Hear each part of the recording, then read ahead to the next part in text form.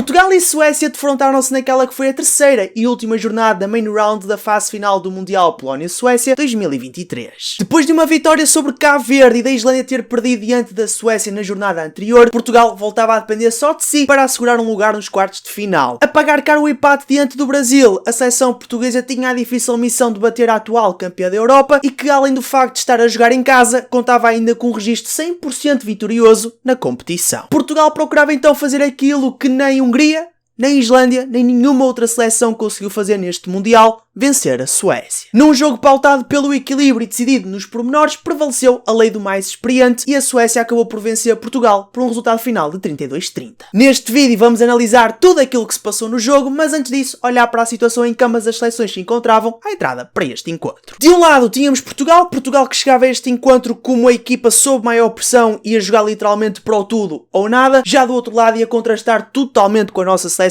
tínhamos a Suécia que com os quartos de final já assegurados, entrava para este encontro a jogar mais para o prestígio do que para outra coisa qualquer. Olhando então agora para aquilo que foi o jogo, temos a primeira parte. Na primeira parte, Portugal começou a defender e sem qualquer surpresa no set. Já do lado da Suécia, via-se alguma gestão e rotatividade da equipa, no entanto, longe de se poder dizer que a Suécia apresentava-se para este jogo mais fraca do que para jogos anteriores. Estando Portugal a jogar para o tudo ou nada, esperava-se um verdadeiro espetáculo de handball, um jogo com muita intensidade, dinâmica, velocidade e, obviamente, golos. Obviamente, como quem diz, porque durante os primeiros 5 minutos de jogo viu-se tudo menos golos. Duas equipas que durante os primeiros 5 minutos não estavam a conseguir concretizar as oportunidades de golo que iam criando, com os guarda-redes a destacarem-se por completo neste período. De um lado, Miguel Espinha a negar os golos de meia distância e da marca dos 7 metros à Suécia, do outro, Apelgren a negar os golos aos 6 metros à seleção portuguesa. Foi então preciso esperar pelos 4 minutos e 52 segundos para que uma das duas equipas inaugurasse o marcador, no caso, a Suécia. Portugal, que na defesa ia-se mostrando bastante compacto e proativo, no entanto a não conseguia fazer frente aos remates de primeira linha da seleção sueca, que através de Erik Johansson e Jim Gottfriedson ia chegando ao golo. Já no ataque, e ao contrário dos jogos mais recentes diante de Cabo Verde e Brasil, Portugal ia fazendo uma primeira parte de luxo. Via-se uma equipa dinâmica a imprimir velocidade e intensidade no seu jogo, um jogo com uma maior aposta na relação com o pivô e ataque à penetração, onde Rui Silva ia se destacando como o jogador mais da nossa seleção, e ele que enquanto tivesse folga ia fazendo o que queria da defesa sueca. A partir dos 20 minutos, vemos Portugal finalmente a conseguir anular o jogo ofensivo da Suécia com uma maior projeção defensiva e agressividade. E condicionados, os suecos passaram a trabalhar para as pontas. Já do outro lado, e perante uma defesa sueca mais compacta e remetida aos 6 metros, Portugal decide apostar no remate de meia distância. E entre timeouts, 7 metros, muito equilíbrio e muitos golos, eis que chegamos ao intervalo com Portugal a vencer por 13-14. Um resultado que espelhava a ligeira superioridade de Portugal no jogo, principalmente em termos ofensivos, onde Portugal mostrava-se mais dinâmico e criativo que a Suécia. Para os segundos 30 minutos, pedia-se nada mais nada menos do que no mínimo que Portugal estivesse exatamente igual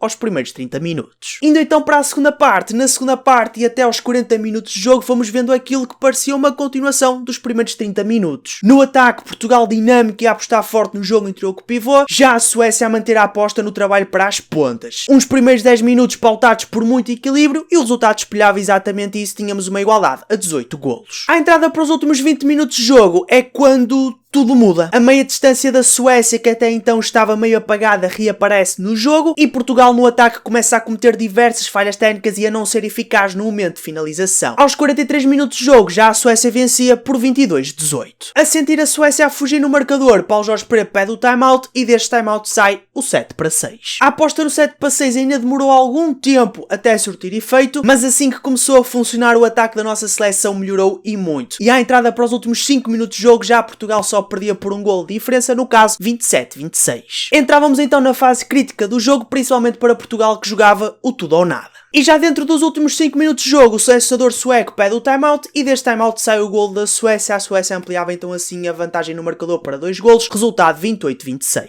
E a jogar contra o tempo, Portugal parecia estar a começar a acusar um bocadinho da pressão de ter que empatar ou vencer e não tardou até voltar a cometer diversas falhas técnicas no ataque e a falhar oportunidades claras de golo. Como se costuma dizer, quem não marca sofre, e aos 57 minutos a Suécia sentenciava o jogo com o 30-26. Portugal ainda foi tentando, mas já seria missão impossível. Concluídos os 60 minutos, resultado final 32-30, venceu a Suécia. Portugal fechou então diante da Suécia a sua participação no Mundial 2023, terminou no 4º lugar do grupo 2, surpreendentemente no 4º lugar a Hungria, juntamente com a Suécia, qualificou-se para os quartos de final, ficando então pelo caminho Islândia, Portugal, Brasil e Cabo Verde. Vamos então agora olhar para as pontuações que eu atribuí a cada um dos jogadores que foram chamados a ir a jogo por Paulo Jorge Pereira, tendo por base o seu desempenho no jogo, e vamos começar, como é hábito, pela posição de guarda-redes. Vamos então começar por olhar para a posição de guarda-redes, e relativamente aos guarda-redes temos como primeiro nome Gustavo Capdeville. Gustavo Capdeville, que uma vez mais ficou de fora da convocatória da nossa seleção, portanto avançando temos o nome de Manuel Gaspar. Manuel Gaspar terminou com a pontuação de 6.0, ele que foi lançado no jogo para a segunda parte, após os segundos 30 minutos, depois no período final da primeira, o Miguel Espinha não ter aparecido tanto e portanto Paulo Jorge Pereira achou por bem lançar um novo guarda-redes para ver se dava uma melhor resposta, se aparecia, porque Portugal diante da Suécia num jogo decidido nos pormenores, seria necessário que os guarda-redes aparecessem entre os postes. Manuel Gaspar, no período que esteve em campo, que foi até meio da segunda parte, não teve qualquer defesa, teve sim 7 golos sofridos, e por não ter aparecido no jogo, digamos assim, é que Miguel Espinha voltou a ser chamado a jogo e pronto, e o Manuel Gaspar terminou com a pontuação de 6.0, uma pontuação neutra. Como nome que segue, temos então Miguel Espinha que terminou com a pontuação de 8.0, ele que foi o titular da nossa seleção, fez toda a primeira parte, depois cumpriu os últimos 15 minutos mais ou menos da segunda, e ele que nesse período todo fez 6 defesas, sofreu 21 golos se as minhas contas não falham, já em 7 matches defendeu 2 em 3, se bem que não houve mais um 7 matches que a Suécia falhou, portanto foi um remate desenquadrado da baliza, e pronto, estava lá o Miguel Espinha, posso contar como defesa, por acaso não contei. Avançando, temos a posição de central, e relativamente aos centrais temos como primeiro nome Rui Silva. Rui Silva, para mim, o MVP deste jogo. Rui Silva esteve simplesmente fantástico. Portugal, se vencesse este jogo, seria muito por Rui Silva. Aliás, Portugal manteve o jogo super equilibrado e foi tendo muito sucesso no seu ataque, muito por Rui Silva. Ponto. O Rui Silva, em todos os golos, dos 30 golos que Portugal apontou, provavelmente 20 ou 20 e muitos tiveram influência do Rui, porque realmente o Rui Silva esteve fantástico, esteve muito bem neste jogo. Ele que terminou com uma pontuação de 9.6, o MVP para mim, e acho que para a maioria, não é? O MVP da nossa seleção. Terminou com 5 golos apontados, um remate falhado, uma falha técnica que no caso foi uma atacante, e 9 assistências para golo. Fantástico. Não vou falar das assistências para o Iturriza, que foram mágicas, ok? Aquilo foi criatividade máxima, ok? Aquilo foi mesmo espetacular, mas posso, por exemplo, fora as assistências para o Iturriza, posso destacar a assistência para a aérea do Francisco Costa, o Rui Silva, que incrível, muito bem neste jogo, esteve muito bem mesmo. Para fechar a posição de central, temos o nome de Miguel Martins terminou com a pontuação de 6.0, uma pontuação neutra. O Miguel que ainda teve ali um período da primeira parte que entrou, na segunda acho que já não entrou, pois não, acho que foi mesmo só ali um períodozito da primeira, porque o Rui realmente esteve fantástico, e tirar o Rui seria um crime, gente, era um crime autêntico tirar o Rui Silva do jogo. O Miguel Martins, que não apontou qualquer gol, teve um remate falhado, não teve qualquer falha técnica nem assistências para gol, portanto uma pontuação de 6.0, uma pontuação neutra. Indo agora para as laterais, e começando pela lateral esquerda, temos como primeiro nome André Gomes terminou com a pontuação de 6.1, André Gomes que não apontou qualquer gol, pelo menos se as minhas contas não me falham, e acho que não falham. Teve sim 3 remates falhados, uma falha técnica que no caso foi um mau passe, mas por outro lado fez uma assistência para gol. O André Gomes que lá está, fazia falta que ele aparecesse no jogo. Foi um jogo muito complicado para ele, porque a Suécia defensivamente é das melhores seleções, se não a melhor seleção do mundo mesmo, portanto seria sempre complicado para o André conseguir fazer alguma coisa, mas sim, faltava aparecer um bocadinho mais dos laterais, mas não foi só o André, foi comum a toda a primeira linha, principalmente em relação aos laterais esquerdos. Todos os laterais esquerdos que foram lançados a jogo não fizeram qualquer gol, à exceção de Fábio Magalhães, mas já lá vamos. Avançando, temos o nome de Martim Costa que não foi a jogo, portanto não tem qualquer pontuação. Continuando, temos o nome de Alexandre Cavalcanti terminou com a pontuação de 6.0. Alexandre Cavalcanti, que a participação que teve no jogo foi pouquíssimos minutos, já não me recordo se foi na primeira parte, acho que sim, ou na segunda, mas foram escassos minutos que ele teve em campo, portanto não deu para ter qualquer intervenção, no fundo não deu para fazer nada, daí ter terminado com uma pontuação neutra de 6.0. Para fechar a lateral esquerda, temos o nome de Fábio Magalhães, ele que foi o único jogador de laterais esquerdos, atenção, a conseguir bater os guarda-redes suecos. Ele que terminou com a pontuação de 6.5, apontou 2 golos, não teve qualquer remate falhado, no entanto teve 4 falhas técnicas, no caso 4 maus passes. Mas por outro lado teve ainda uma assistência para golo e uma boa ação no jogo, que no caso foi um atacante que ele sacou. Passando para a lateral direita, e aqui já temos mais alguns golinhos, aqui já temos mais alguns golos quando comparado com a lateral esquerda. Francisco Costa a ser o único lateral direito de raiz, estando Diogo Silva de fora da convocatória, e Francisco Costa terminou com a pontuação de 7.5. Ele que em termos laterais foi o melhor lateral da nossa seleção, terminou com 4 golos apontados, 2 remates falhados, 2 falhas técnicas, no caso um pé e um mau passe, 2 assistências para golo, uma exclusão e 2 7 metros sacados. Indo agora à segunda linha e começando pela ponta esquerda, temos o nome de Diogo Branquinho terminou com a pontuação de 5.9, ele que em termos ofensivos teve uma oportunidade de ir para a baliza, falhou o remate, e em termos defensivos a ponta esquerda esteve um bocadinho aquém, lá está. Portugal estava muito focado em fechar a zona central, em impedir que a primeira linha sueca trabalhasse e tudo mais. Portanto, quando tu adotas esta postura defensiva, abres mais espaço para as periferias. Portanto, as pontas, no caso da Suécia, tinham mais espaço para poder ir para a baliza. E a pontuação do Branquinho e do Lionel também não foi mais alta e se calhar um bocadinho prejudicada por causa dos muitos golos que a ponta direita da Suécia marcou. Portanto, acabaram por ser um bocadinho afetados por isso. Daí o Diogo Branquinho ter terminado com uma pontuação de 5.9. Avançando, temos então o nome de Lionel Fernandes. Lionel Fernandes terminou com a pontuação de 6.4. Ele que apontou um golo, teve 2 remates falhados, uma falha técnica, que no caso foi uma má recepção, mas por outro lado teve uma boa ação no jogo, que no caso foi uma boa ação ofensiva, uma movimentação sem bola que deu origem ao golo do Rui Silva, se não estou em erro, e depois pronto, ainda teve uma exclusão, pontuação Lionel Fernandes 6.4. Passando agora para a ponta direita, temos como primeiro nome Pedro Portela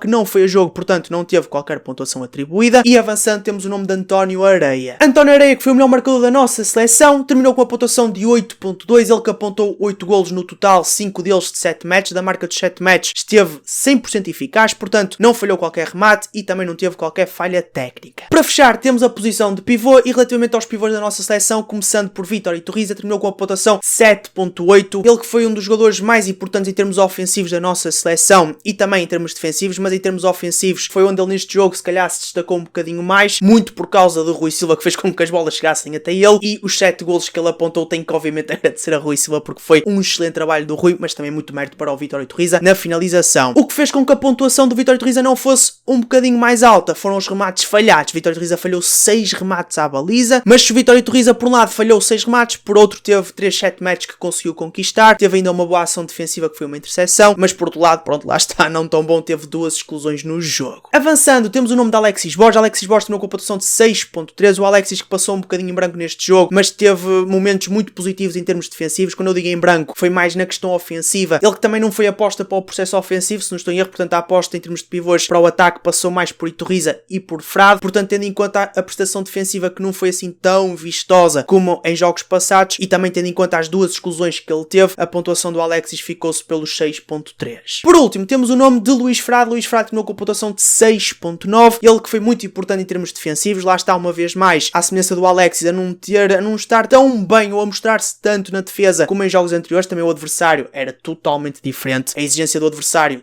totalmente diferente, mas ainda assim o Luís Frade teve uma prestação bastante positiva, terminou com 2 golos apontados, 0 remates falhados, 0 falhas técnicas, fora o bom desempenho defensivo que ele teve, que eu já referi aqui. Pronto, guys, está analisado o Suécia-Portugal, não foi o resultado desejado, Portugal cai da competição, mas cai de pé. Pelo menos parece-me, acabou por pagar ali um bocadinho caro o jogo diante do Brasil, né? Aquele empate acabou por sair caro a Portugal, mas pronto, faz parte, há que aprender com os erros, e se há algo a destacar deste jogo diante da Suécia é aquele período da primeira parte, se não estou em erro. Eu sei que foram vários períodos, mas houve um período em particular da primeira parte que Portugal silenciou, calou por completo 12 mil suecos que estavam na bancada, gente. Isso não é para qualquer um e custa-me acreditar que alguma seleção vá conseguir fazer isso nesta fase final do Mundial perante a seleção da Suécia a jogar em casa. Não sei, vamos ver. De qualquer das maneiras, o balanço é bastante positivo. Ainda vai ser um vídeo para a semana provavelmente para a semana, quando acabar o Mundial, pronto, que é para analisar tudo direitinho, de balanço da prestação da nossa seleção nesta fase final. Também vou falar um bocadinho sobre o campeão, quem é que irá vencer. Será que a Dinamarca vai ser tricampeã do mundo? Será que vamos ter uma Suécia a fazer a dobradinha depois de um europeu conquistar o Mundial? Gente, não sei, mas para a semana cá estarei para fazer esse balanço. Guys, obrigado por todo o apoio que têm deixado aqui no canal. Com vocês foi Greg Days. Até à próxima e fui. Pau.